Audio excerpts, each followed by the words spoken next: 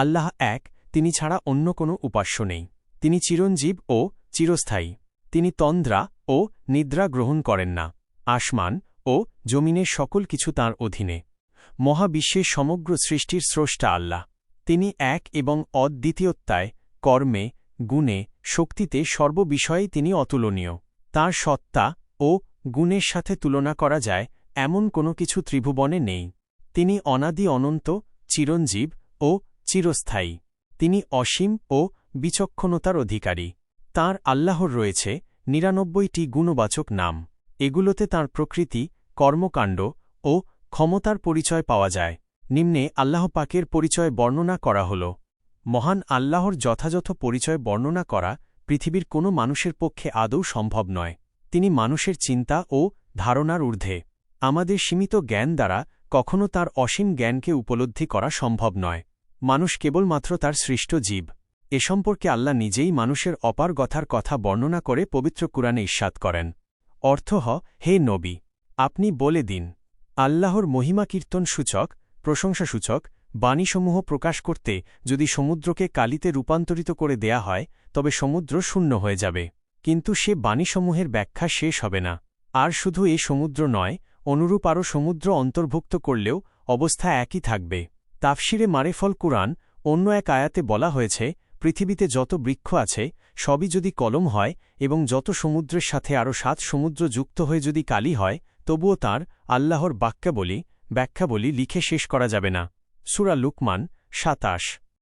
তথাপি এর যৎ কিসনিত আলোচনা নিম্নে উপস্থাপন করা হল। আল্লাহ শব্দটি একটি নাম বাচক শব্দ। এ শব্দের কোনো প্রতিশব্দ নেই। ইহা লিঙ্গ ও বচনভেদে সম্পূর্ণ মুক্ত। দুনিয়ার কোনো ভাষায় বা শব্দে এর অনুবাদ হতে পারে না। কেবলমাত্র সৃষ্টি জগতের অধীশ্বর সুমহান সত্তা তাঁর পরিচিতির জন্যই আল্লাহ শব্দটি ব্যবহার করেছেন। আল্লাহ বলতে একমাত্র অদ্বিতীয় আল্লাহকে বোঝায়। এজন্য এ নামকে ইসমে আয়ম বলা হয়। আল্লাহর সত্তা ও গুণাবলীর সাথে তুলনা করা যায় এমন কোনো কিছুর অস্তিত্ব পৃথিবীতে নেই।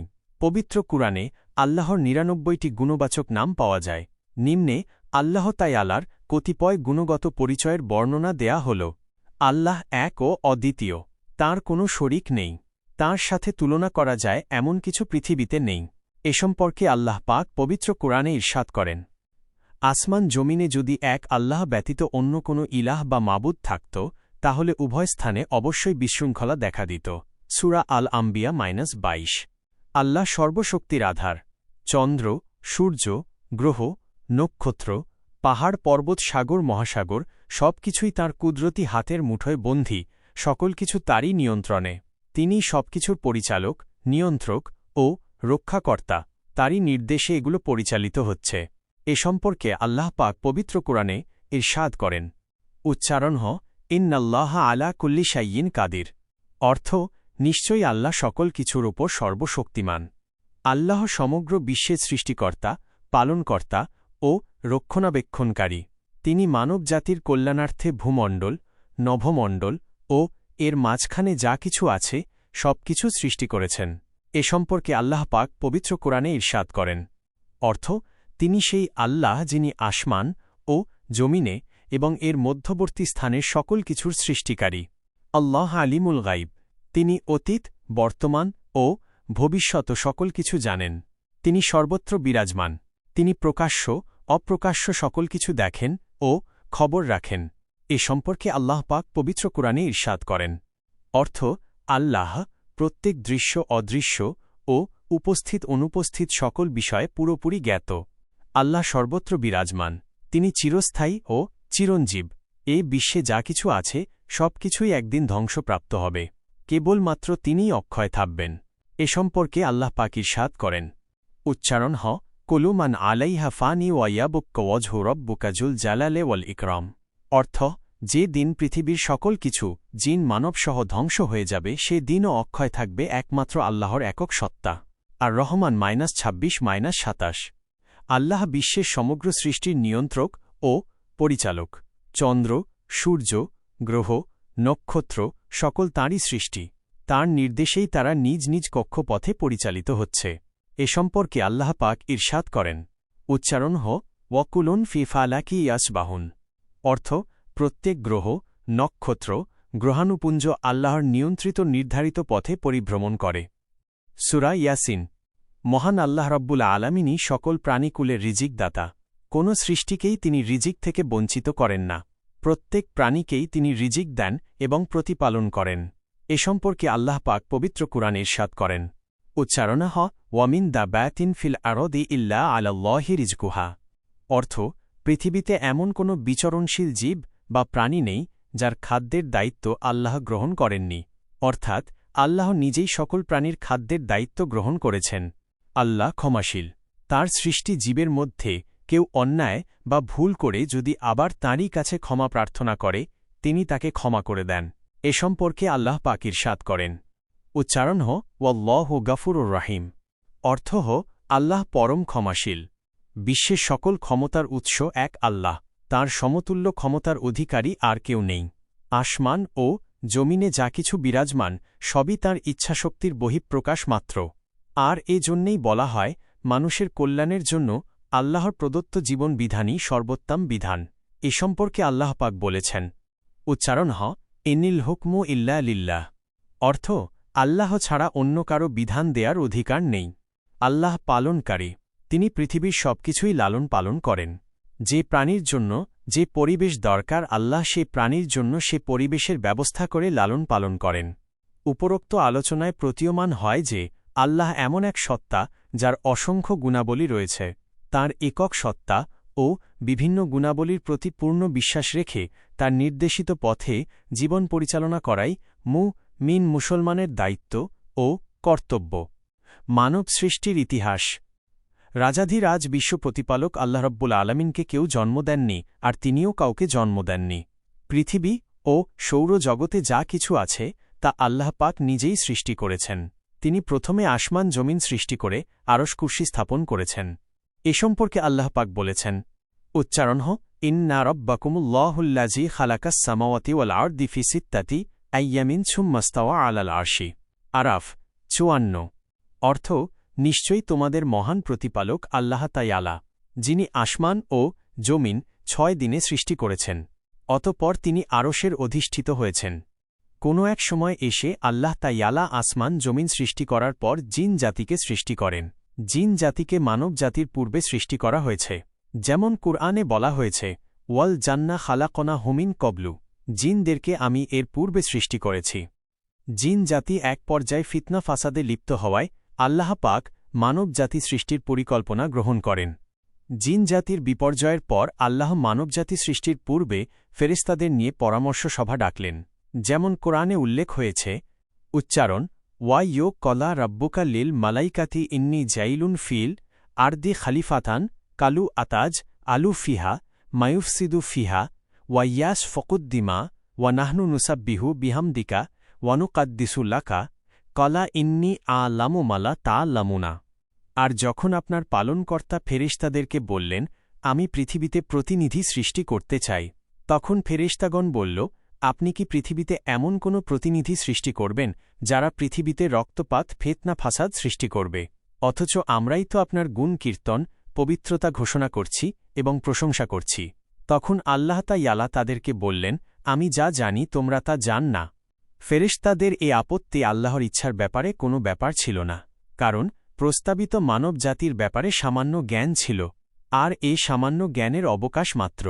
সারা বিশ্বে মহান স্রষ্টার আল্লাহ পাকের নিচ্ছিদ্র নিয়ন্ত্রণ ও পরিচালনার মধ্যে স্বাধীন ইচ্ছাশক্তি সম্পন্ন মানব সৃষ্টির যে উদ্দেশ্য ছিল তা তারা অনুধাবন করতে পারেনি বলেই এ বিরোধিতা করেছিল।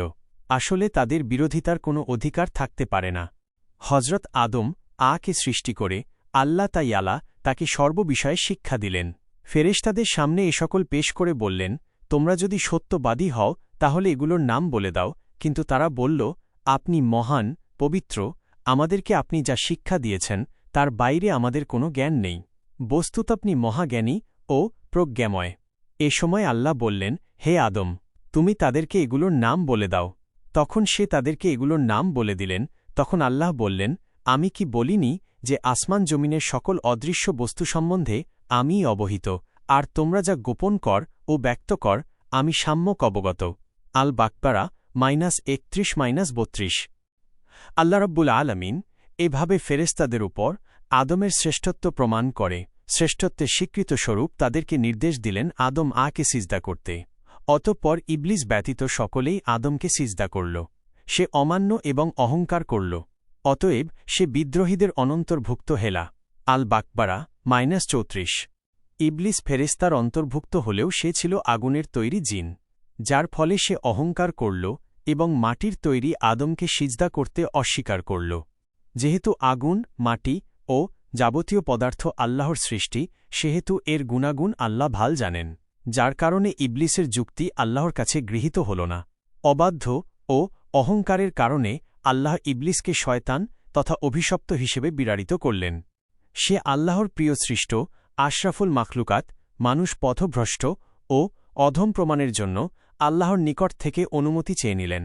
আল্লাহ তার দাবি কবুল করলেন। আল্লাহ পাক হজরত আদম এর সঙ্গিনী হাওয়া কে জান্নাতে বসবাস করার আদেশ দিলেন, আর সেখান থেকে যা ইচ্ছা ভক্ষণ করার হুকুম দিলেন।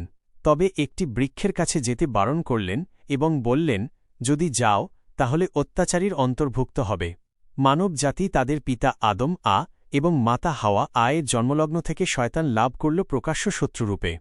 আল্লাহ ইয়ালা মানব জাতি সৃষ্টি করেছিলেন পৃথিবীতে বসবাসের জন্য খলিফা তথা প্রতিনিধি হিসেবে। পৃথিবীতে পাঠানোর পূর্বে জান্নাতে আদম ও হাওয়া কে হয়তো বা প্রয়োজনীয় পরীক্ষার জন্য বসবাস করতে দিয়েছিলেন আল্লাহ রব্বুল আলামিন। অভিশপ্ত ইবলিসের দৃষ্টিভঙ্গি ছিল যত তাড়াতাড়ি সম্ভব তাদেরকে পৃথিবীতে নিয়ে আসার। কারণ জান্নাত যেহেতু তার চক্রান্তের উপযুক্ত ছিল না, সেহেতু সে সর্প আকৃত ধারণপূর্বক জান্নাতে প্রবেশ করে পরম হিতাকাঙ্ক্ষী রূপে তাদের কাছে হাজির হয়। অতঃপর বিভিন্ন কলা কৌশল অবলম্বন করে তাদেরকে নিষিদ্ধ গাছের ফল ভক্ষণ করাতে সক্ষম হয়। তাদেরকে ঘটনা কুরআনের ভাষায়, অনন্তর তাঁরা যখন নিষিদ্ধ গাছের ফল ভক্ষণ করল, তখন তাদের গায়ের পোশাক পরে গিয়ে তাদের লজ্জাস্থান তাদের সামনে প্রকাশিত হল।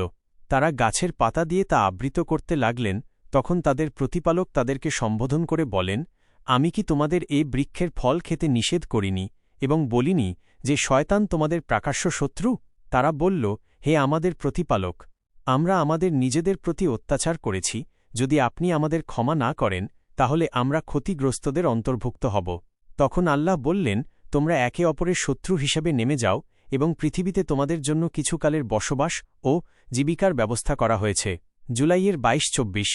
আল্লাহ তাদেরকে ক্ষমা করলেন, কিন্তু নিষিদ্ধ ফল ভক্ষণের জন্য তাদেরও পৃথিবীতে নেমে আসতে হল।